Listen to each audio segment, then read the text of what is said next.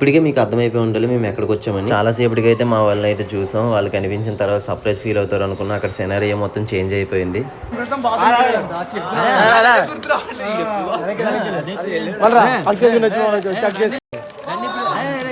నేను ఇక్కడికి ఎమోషనల్ అవడానికి రాలేదు, మిమ్మల్ని ఎమోషనలైజ్ చేయడానికి వచ్చాను.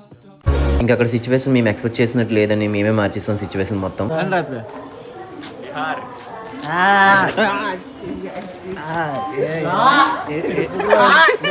ఎడిటింగ్ ఇదంతా.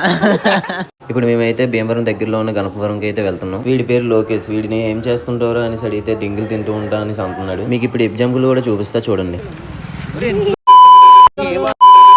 ఎంత స్లోగా వచ్చాను నేను, అక్కడ పక్కన వేరే రూట్ లో ఆగాను.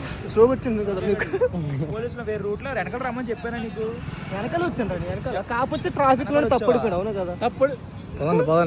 ఇంకా సరదాగా ఆకలేసి అయితే బయటకు వచ్చాం తినడానికి.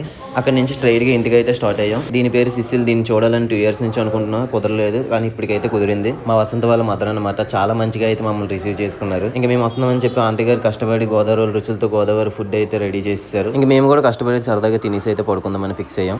ఇంకా మా అందరికీ అయితే ఒక ఆలోచన వచ్చింది. ఆంటీ గారితో చిన్న మినీ రెస్టారెంట్ అయితే పెట్టొచ్చు, అంత బాగా వండారు చేపల పులుసు. ఇంక ఈ డే అయితే మా అందరికీ సరదాగా ఇలా ఎండ్ అయ్యింది. నెక్స్ట్ డే వచ్చేసి భోగి. అందరికీ హ్యాపీ భోగి. వీడియో నచ్చితే సరదాగా లైక్ కొట్టొద్దు మామ.